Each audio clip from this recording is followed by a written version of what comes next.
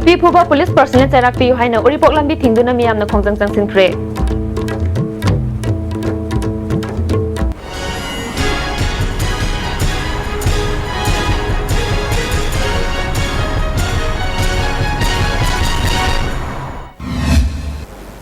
Hauzik mapung oiba pau.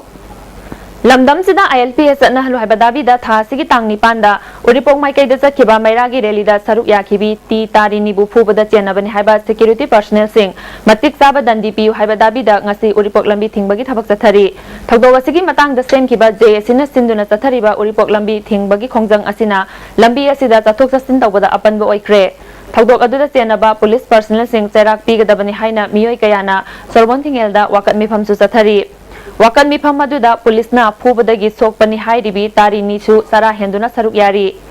JSC gi convener RK Krishna na phongdorakpada security personnel nupana nupi phuba yaningde haiki ina kala phujale mongonda tari gi no bosibo masi ngasagi khogi phuruki imande buduna phugo chu orambai phuruki I oita gadi mase sammanaba miyengda yenga ngasagi ma klo du khambani ma phrum da busu yaiba aduna se phuruki imanda na phuba oirabani na akhoi ju ngasi sigumba ga makhal kaya gi khogi strategy dana khangde strike khangde ban khangde akhoi loina mana akhoi da haiba mana taliba dabi se phangde bo akhoi num satha jagiri Wakat mifam aduda saruk yakhibi nupi amana phongdorakpada Maraleba security personnel gi mathakta athuba matamda ain gi oiba chairak pidrabadi khongjang kaya changsin khigani haiki Ragi le sabe kangi bala sida adu pi iba ngang macha kaya ahum mari mangani phaba se ko ahum ma thade adu ga masi kanna ba hona ba da yana sasan bo dawna nu bi ze da ma koina hanjan target tawdana akhoi gi amar saji le sabi da su mana tang thu mo da moina police na phore ade using makso aigi isana bi se yam thina se phokta yam ko tam thiba tawa kan salam da leire uji doctor na se soina haire masida sarkar sina paliba sarkar sina ta sanna da usana da leiba targadi akoi lamdam civil society ma leiba imalum adagi loina ma akoi yam se sanna ga kan masai na khongjang jangsan ba su sem sare Amaromda Uripokta Laiba Heritage Convent ki oza amadi mahiroi singnasu ILP ki khongjang thaugatuna school mamangda wakan mifam chathakre aten ba break amtang lauzari Second 8th level general ability test organized by the cluster of gentlemen from class 8 to 10. First prize rupees 5,000, second prize rupees 3,000, third prize rupees 2,000, 4 to 10 position holders rupees 1,000 each. Forms available at the given stationer. Objective and multiple choice type question. Application fee rupees 100 per applicant. Last date of form submission on 18th May 2016. Competition on 22nd May 2016.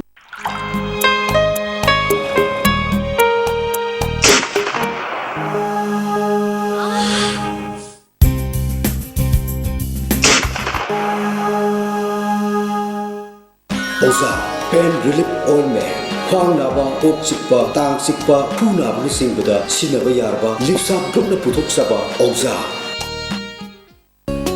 Constipate season abana manung sanba nungai taba constipation problem kohan mangami itan tanba manung sadaba singmusu kohan mangami nomada tumam daida lumbu saba ising glass amada chamas amana traga ani dan thadara season abiyo constipate India की Premier International Airlines Jet Airways na cabin crew laugadori nungairaba career gi kudong chaba asigidamag interview me gitang taraga mangada mafamna Hotel Classic Note AOC matam ayuki pung mapandagi na pung ama fawba hena aku pamarol gidamag Jet Airways tagi khangbiba yagani Wanted some electronics mechanics for repairing ISTV set-top boxes at different places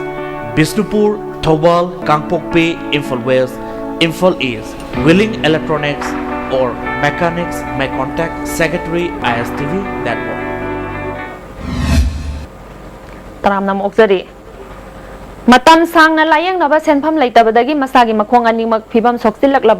sagolban tera sapam leiraktagi RK tampasnage ana layang ba amadi mahaki masa ani gi lairik tambada mateng oinanaba Royal Riders Manipur na mateng pangkre Takyel da leba kindergarten school da lairik tamliba tampasna gi masa ani gi chahi ani asangba senpham punna lupali sing tara taruk school authority da Royal Riders na khusinakre lupali sing mari chamri na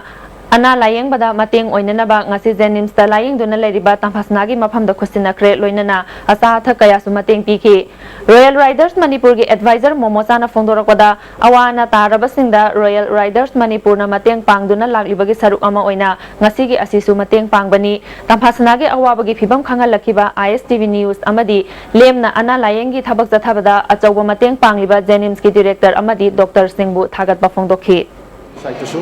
then public sinau angam mateng pangbina mi damata Royals mai ke gi fongdok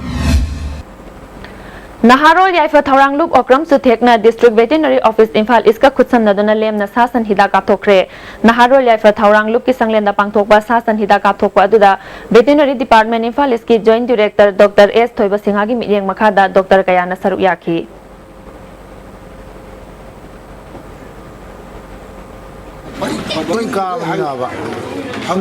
tasengna Imphal East leidiba Sasan sing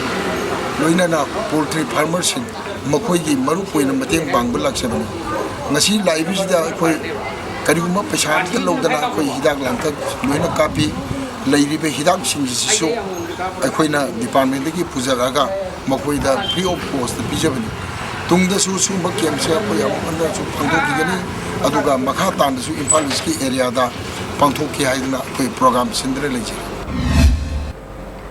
Manipur Sepak Takraw Association gi minyeng makhada Laifam Kuno Youth Development Association sinduna mitong lampak Laifam Kuno da tim tarama thoina group ani thokna khaidokna chathariba ani suba state level Konsam Achau Memorial Men's and Junior Girls Regu Event Case Prize Sepak Takraw Championship ki ngasi sanakiba Men's Open gi ahanba match da MPSCA na LKDYA bubu set ani sino ani suba match da YAWA na IMSU CB bu set ani sino amadi ahum suba match da Assam team B na PUCA bu set ani sino da maithiba pikre nupi masari sanakiba ahanba match da HWCA na IMSU C bu set ani sino SWCA na Assam bu set ani sino amadi ahum suba match oina SWCB na IMSU CB bu set ani sino da maithiba pikre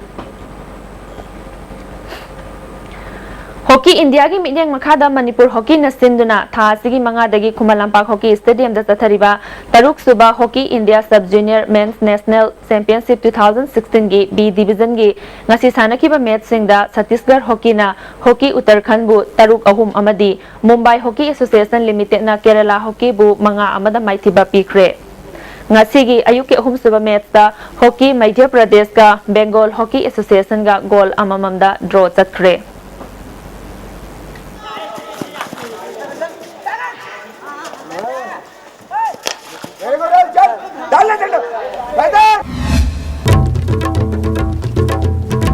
Nupi Puba Police Personnel Tarak Piu Haina Uripok Lambi Thingduna Miyam na Khongjam Tangsin Kre Minang Tabir Punampo Amukahan na Kurumzari